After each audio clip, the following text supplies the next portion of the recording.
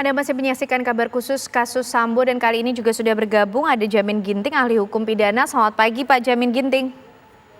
Selamat pagi Mbak, Ya, dan Pak, sehat-sehat selalu. sehat selalu Pak. Pak Jamin Ginting, hari ini masih akan berlangsung agenda dari sidang lanjutan pemeriksaan saksi masih dari JPU untuk terdakwa Hendra Kurniawan dan juga Agus Nurpatria. Pak, ada 13 orang saksi rencana yang akan dihadirkan hari ini. Beberapa diantaranya dari anggota Polri, ada juga kemudian dari Ketua RT, pengusaha CCTV, kemudian pekerja harian lepas. Ini nanti kira-kira yang akan digali oleh Majelis Hakim dalam agenda hari ini seperti apa Pak Jamin? Ya, jadi agenda hari ini tentu akan menindaklanjuti apa yang sudah diperiksa terkait dengan CCTV dan DVR yang ada di Pos Satpam. Yang pertama. Yang kedua, terkait dengan CCTV yang ada di rumah Kasat Reskrim Jakarta Selatan. Nah, dua hal itu akan menunjukkan sebenarnya apakah pelaku ini dengan sengaja untuk menghalang-halangi penyidikan, menghilangkan data informasi dan benda yang berisi informasi elektronik yang akan digunakan untuk pembuktian terkait dengan kejadian pada tempus dan lokus delikti yang terjadi di Duren 3. Nah, untuk itu maka yang harus dilakukan biasanya oleh jaksa penuntut umum dalam memeriksa ini, apa ada enggak niat pengetahuan daripada terdakwa bahwasannya mereka sudah mengetahui kalau sebenarnya alat itu dibutuhkan untuk penyidikan, tetapi mereka sengaja untuk menghilangkan itu supaya penyidikan itu menjadi terhambat. Itu yang pertama. Yang kedua adalah terkait dengan ada tidak kewenangan yang dimiliki oleh para pelaku terdakwa ini sebagai penyidik untuk mempunyai mengambil, menghilangkan atau merusak tersebut.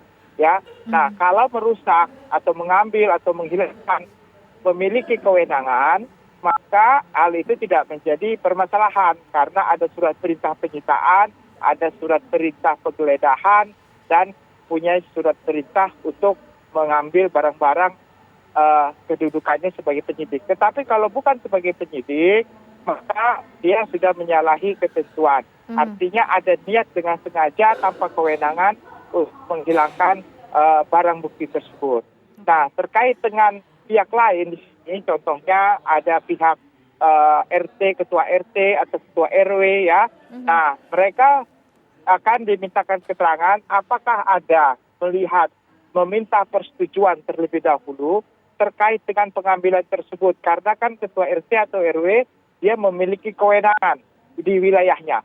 Kalau tidak mendapatkan izin dan secara diam-diam, maka ada unsur niat jahat yang timbul dari lalu terkait dengan pengusaha atau yang mendistribusikan CCTV tersebut akan ditanyakan jenis merek CCTV, berapa kapasitasnya, siapa yang bayar, ya, bagaimana cara pembayarannya, dan apakah CCTV tersebut diberikan secara cuma-cuma, nah mereknya apa, nah itu mungkin yang akan digali dari para saksi yang akan dihadirkan pada hari ini, Pak.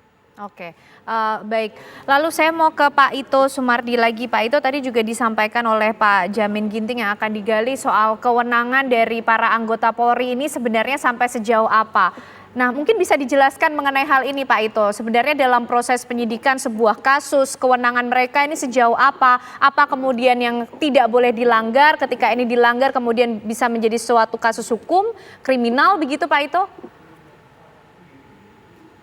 Tadi disampaikan Pak Jamin, kita melihat mens rea-nya ya, mens rea atau niat. Kemudian motivasinya juga mereka melakukan ya. Apakah dengan sengaja atau tidak sengaja, ini tentunya motivasi beda-beda, Mbak. Karena di sini kan mereka anggota Polri. Tentunya ada hierarki ya di dalam struktur yang harus dipatuhi oleh seseorang. Kemudian ada relasi kuasa juga. Kalau memang seseorang itu sebagai pimpinannya, tentu dia melakukannya bagaimana, apakah dengan tadi disampaikan ya inisiatif ataukah atas dasar perintah ataukah mereka mungkin karena loyalitas ya kepada yang bersangkutan, yang dalam hal ini adalah pimpinannya. Kemudian kita lihat di sini ada beberapa kasus ya Mbak ya, mungkin selain untuk masalah penghilangan atau pengerusakan barang bukti kan ada di tempat TKP itu sudah dibersihkan. Harusnya kan TKP tidak boleh dibersihkan. Ini juga merupakan sesuatu pelanggaran kode etik dan profesi, makanya mereka dikenakan unprofessional conduct ya. Di sini yang dilakukan karena mereka adalah petugas, tentunya mereka melanggar norma-norma aturan yang ada di dalam tugasnya mereka ya. Tadi kan ada kewenangan disebutkan Pak Jamin juga, apakah mereka itu memang seorang penyidik? Karena tidak semua yang melakukan itu adalah penyidik. Ya. Kemudian kita lihat bahwa beberapa yang diperiksa itu adalah diantaranya saksi bukan tersangka. Misalnya PHL, kemudian ketua RT dan lain sebagainya. Tapi ada yang saksi mahkota ya. Jadi anggota yang kebetulan ada di sana terlibat langsung dan mengetahui ya secara bersama-sama, tapi mereka akan digali oleh hakim apakah memenuhi unsur-unsur pidana sesuai dengan pasal 221 atau 223 dari KUHP. Kemudian sekarang dikaitkan dengan masalah pengungkapan kasusnya. Tentunya di sini hakim juga akan melihat dari unsur pidana 221 dan 223 itu apakah berpengaruh terhadap pengungkapan kasusnya, kecepatan, kemudian dalam hal objektivitasnya ataupun fakta-fakta yang seharusnya bisa mendukung pengungkapan kasus tersebut.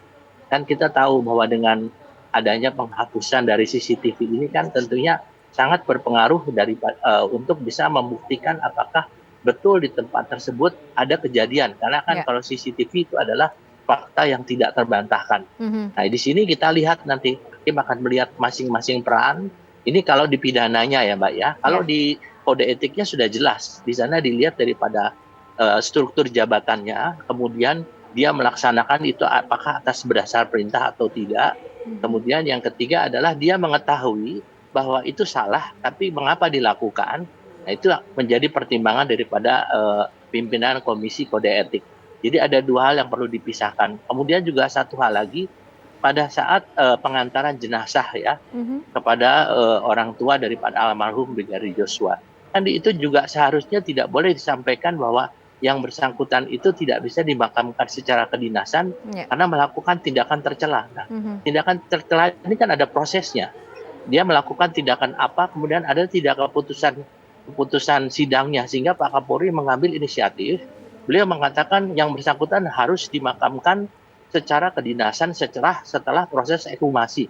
Nah di sini saja sudah kelihatan bahwa ada satu pelanggaran daripada kode etik yang dilakukan oleh anggota yang mengantar jenazah ke Jambi. Jadi ini peran daripada masing-masing, kemudian juga dampaknya terhadap pengungkapan kasus itu akan menjadi pertimbangan ya. Tadi dengan sengaja dia tahu bahwa itu adalah merintangi penyidikan. Tapi kan di sini dilihat lagi tadi perannya masing-masing apa, kan ada relasi kuasakah atau ada hierarki yang harus dilaksanakan, kemudian mens rea-nya apa, kemudian motivasinya apa, ini tentunya akan menjadi pertimbangan hakim. Demikian Mbak. Ya Pak Ito, tapi juga mungkin yang kami ingin tahu juga, ini kan tadi juga disebut mengenai relasi kuasa. Ada beberapa anggota Polri juga yang posisinya sebagai saksi pada saat itu, artinya mereka menjalankan perintah atasannya. Nah Pak, ini bagaimana sih prosesnya di persidangan kode etik di kepolisian? Apakah yang statusnya sebagai saksi ini di persidangan kali ini di Pengadilan Negeri Jakarta Selatan juga disidangkan secara kode etik atas kemudian pelanggaran-pelanggaran yang mereka lakukan karena perintah yang mereka terima ini kan melanggar begitu ya Pak? Tidak ya, benar betul, begitu. Kan sekarang kita sudah tahu kan ada yang hanya dikenakan di penempatan khusus ya. Pansus itu ya istilahnya ditahan lah ya, ditahan di provos ya. Kemudian yang kedua, mereka kena demosi. Demosi itu kan tentu sangat terkait dengan pembinaan karir mereka.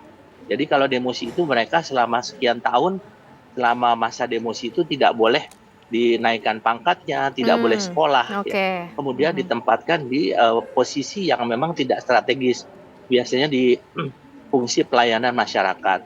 Kemudian ada juga yang dikenakan PTDH ya, PTDH itu yang paling berat ya. Nah, tapi tentu tadi saya sampaikan bahwa nanti daripada sidang banding, mereka akan berhak mengajukan banding ya. Setelah sidang banding itu maka komisi atau ketua komisi sidang banding Polri itu akan menentukan, itu juga akan terkait dengan hasil apabila mereka itu diperiksa di sidang peradilan umum. Mhm. Bagaimana nanti ininya apa namanya sanksinya. Nah, sanksi itu akan sangat menentukan status mereka nanti di kepolisian. Oh, Jadi ini oke. betul-betul merupakan sesuatu proses yang bagi mereka adalah eh, cukup berat ya, karena selain mereka dikenakan untuk eh, tindakan atau sanksi kode etik, mereka juga dikenakan sanksi pidana umum. Tapi kan kita semua harus menunggu ya, karena bagaimanapun juga masing-masing kalau di dalam kepolisian ya, karena saya memang mantan anggota Polri, jadi Mhm. saya juga kadang-kadang kita ada satu perintah yang harus dilaksanakan. Tadi Oke. disebutkan Pak Ginting tadi ya, Pak Jamin Ginting bahwa kalau itu didasarkan kepada perintah dan ada suratnya dan Mhm. ada kewenangannya. Karena dari beberapa orang ini kan mereka hanya dari staf ya, Ya. staf dari satu fungsi yang dimana diperintahkan oleh pimpinannya. Kalau Mhm. tidak ada kewenangannya tentunya itu melanggar kode etik, dan tentunya kalau dikaitkan dengan unsur pidana pasal 221, 223 itu akan memenuhi ya. Mhm. Apalagi kalau sampai merusak barang bukti ya, tentu itu satu tindakan yang sanksinya cukup berat ya menurut Ya. saya. Mhm. Demikian Mbak Ken. Oke. Nah, Pak Ito, ini kan ada beberapa terdakwa juga yang belum menjalani sidang kode etik. Nah, nanti bagaimana sih Pak posisinya? Seperti tadi juga Pak Ito sampaikan, ini akan menjadi bagian yang cukup penting karena apa yang terjadi di persidangan umum kali ini di Pengadilan Negeri Jakarta Selatan juga bisa mempengaruhi begitu Pak Ito, apa kemudian keputusan yang akan Ya, diambil di sidang kode etik? ya sangat sangat mempengaruhi, bahkan itu kan ini kan terkait ya. Biasanya kan ada sidang kode etik untuk pelanggaran biasa ya, Mhm. pelanggaran disiplin, pelanggaran kode etik berat, tapi tidak terkait dengan masalah pidana. Nah, ini kan ada beberapa yang terkait masa pidana, misalnya seseorang terkait dengan masalah korupsi ya. Aha. Kita tahu kan ada benar. Kemudian yang bersangkutan kan kalau misalnya dikenakan kepada sidang peradilan umum, otomatis yang bersangkutan itu telah melakukan satu tindakan yang melanggar kode etik ya, norma-norma yang berlaku di kepolisian. Karena kan disebutkan bahwa kita tidak boleh melakukan kejahatan. Nah, kalau misalnya orang itu hanya misalnya bolos ataupun dia insubordinasi dan sebagainya yang tidak Mhm. terkait dengan pidana umum, nah Mhm. itu menjadi ranahnya daripada internal ya, Ya. internal Polri dalam untuk pengungkap atau namanya sidang pelanggaran disiplin yang bersangkutan ya. Jadi ada ringan, ada sedang dan berat. Jadi kalau untuk masalah kasus ini, kasus Duren 3 ini itu tentunya sangat terkait dengan sidang peradilan umum yang saat ini sedang dijalani oleh mereka. Tapi Oke. tadi kan ada fungsinya, ada klasternya ya. Mhm. Ada yang melakukan secara langsung ya di tempat kejadian 5 orang. Kemudian ada yang setelah itu dipanggil untuk segera membantu membersihkan TKP, kemudian men-setting kembali. Nah, ini tentunya ada masuk ke dalam kategori yang cukup serius ya dalam melakukan satu kegiatan. Di sana akan dilihat apakah yang bersangkutan itu atas perintah terkait dengan relasi kuasa, apakah yang bersangkutan itu memang atas inisiatif sendiri karena itu pimpinannya, ataukah yang bersangkutan itu merasa terjebak ya. Karena yang saya dengar juga beberapa mengatakan bahwa mereka dikatakan ada sesuatu yang sudah diskenariokan. Mhm. Jadi mereka tidak tahu, tapi dengan tindakan mereka merusak barang bukti, kemudian juga membersihkan TKP itu sudah melanggar ya, Oke. melanggar prosedur atau SOP yang seharusnya dilakukan oleh seseorang. Apalagi kalau itu masuk pidana umum.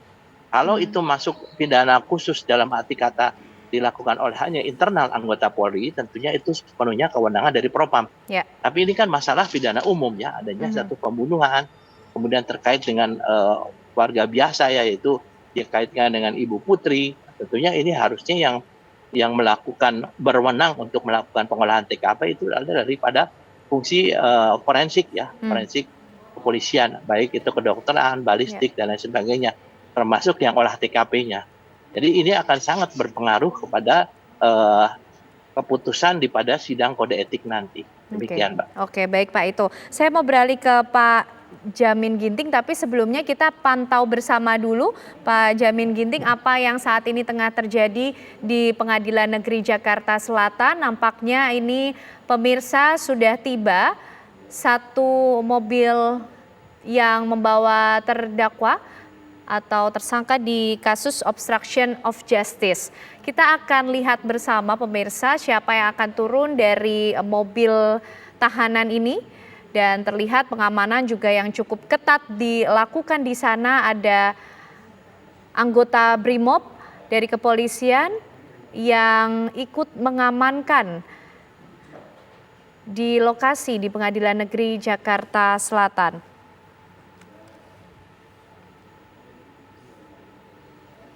Dan tadi juga disampaikan oleh Pak Ito Sumardi, dikupas cukup banyak mengenai kemudian bagaimana posisi para anggota Polri ini yang menjadi saksi akan memberikan keterangan hari ini, dan juga mungkin kemarin terlibat dalam perkara obstruction of justice ketika mereka harus menjalankan apa yang menjadi perintah atasan namun melanggar kode etik yang ada.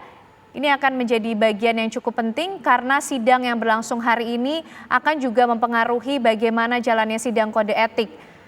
Dan terlihat pemirsa, ini ada 2 orang terdakwa yang sudah hadir di Pengadilan Negeri Jakarta Selatan, yaitu Hendra Kurniawan dan juga Agus Nurpatria, yang hari ini akan menjalani sidang lanjutan dengan agenda pemeriksaan saksi. Ada 13 orang saksi yang rencananya akan dihadirkan dari Jaksa Penuntut Umum untuk diperiksa di muka persidangan hari ini. Kita nanti sama-sama akan melihat bagaimana jalannya sidang yang sedianya sudah dijadwalkan akan dimulai sekitar pukul 9 waktu Indonesia Barat.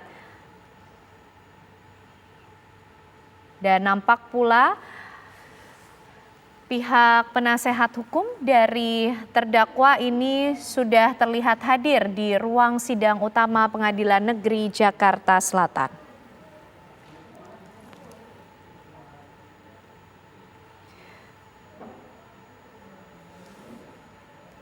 Baik, pemirsa, nanti kita juga masih akan berbincang bersama dengan Pak Jamin Ginting dan juga Pak Ito Sumardi mengenai jalannya sidang hari ini dengan perkara obstruction of justice. Usai jeda kami kembali untuk Anda.